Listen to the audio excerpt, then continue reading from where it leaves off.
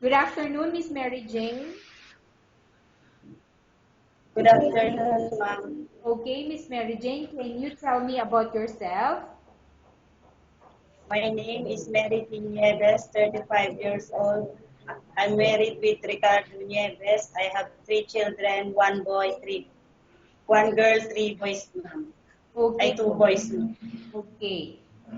I have few questions for you to answer, so let's start. Why do you want to work as a maid? I want to work as a maid for the future of my children Why you choose Malaysia when there is a lot of other country? because Malaysia is near in our country and good people, ma'am. How are you qualified for this job? Ma'am, How are you qualified for this job? I finished my contract, ma'am. Miss Mary Jane, how are you qualified for this job? What type of person are you to be qualified on the work that you are applying for?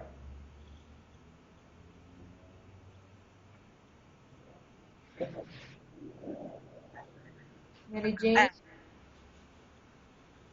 I am hardworking, ma'am. okay. May I know what is your education level is? High school graduate, ma'am. What is your recent working experience?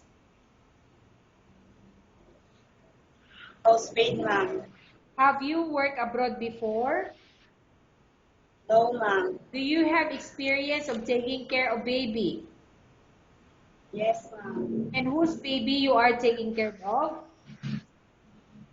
My own baby, ma'am. What about elder or older people? Do you have experience? No, ma'am. But are you willing to take care? Yes, ma'am. Do you have any other special skills? Planting rice, ma'am. Okay, so aside from planting rice, what are your special skills? Cooking, ironing, washing, ma'am. Are you willing to learn new skills? Yes, ma'am. Are you willing to work with a family where the mother-in-law or any relatives stay together? Yes, ma'am. Currently, are you still working now? No, ma'am. Do you know how to cook? Yes, ma'am. What sort of Ma'am, what sort of food can you cook? Filipino food, ma'am. Okay, Like, can you please tell me what Filipino food or dishes that you can cook? like adobo, tinola, paksim, paksim, ma'am. Are you aware that you will have to do washing, cleaning, ironing, and cooking? Yes, ma'am. From all the house chores or household work such as cooking, cleaning, ironing, and washing, which do you like most? Cleaning, ma'am. If ever you were selected to work in Malaysia, who will take care of your kids? My husband and my parents, ma'am. You are not allowed to use handphone during working hours. Yes, ma'am. You are only allowed to use handphone after you finish all the works and when going to bed. Yes, ma'am. You are strictly needed to surrender the handphone to your employer in the morning and your employer will turn back to you once you're going to bed.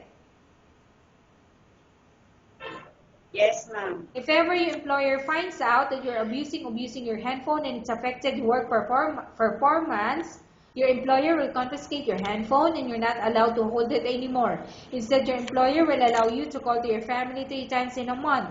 You're only allowed to bring normal phone and you're not allowed to bring smartphone. Are you agreed for the terms and condition?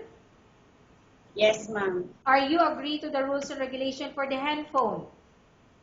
Yes, ma'am. How many years is the contract as you agreed and understand? 2 years, ma'am. Can you describe for me your ethics or your attitude? I'm honest and kind, ma'am. How can you assure to us that you will work hard in Malaysia? I will finish my contract, ma'am. Can you promise not to use the telephone without the permission of your employer? Yes, ma'am. Can you promise not to put on makeup or to dress properly while work?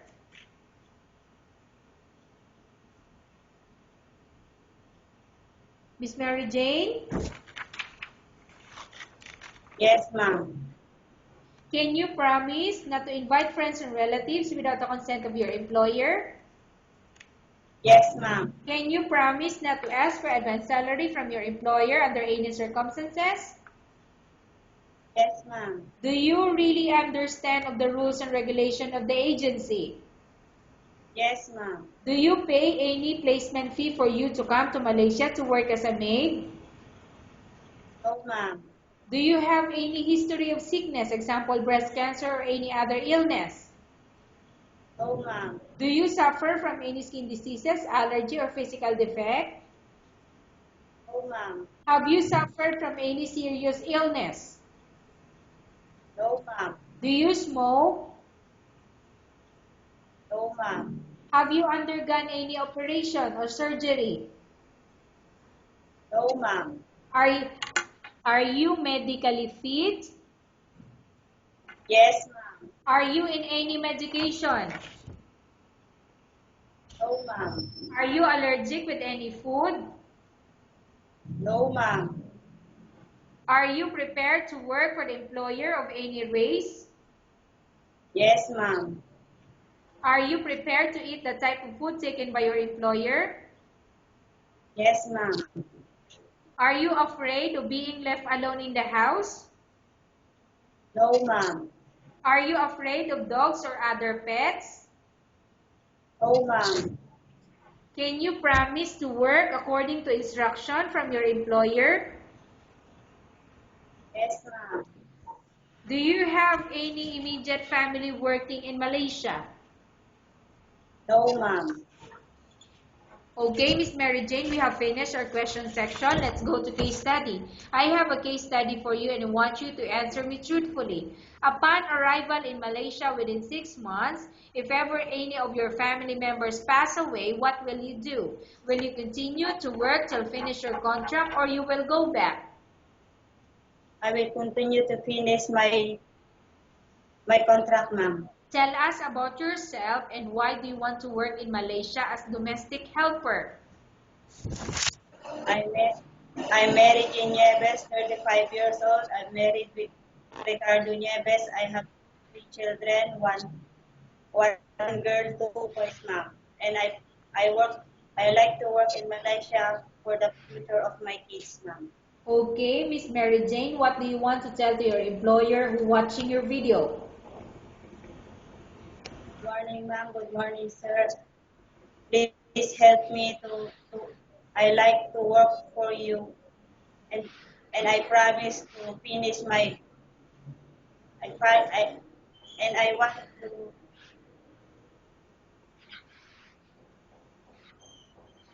Go ahead, Miss Mary Jane. What do you want to tell to your employer who watching your video? Good morning, ma'am. Good morning, sir. Good morning, ma'am. Good morning, sir. Please help me. I like to work in Malaysia. I do my best to finish my work and contract, ma'am. Okay, thank you very much, Miss Mary Jane. We will update your agency if there's any selection made to the employer.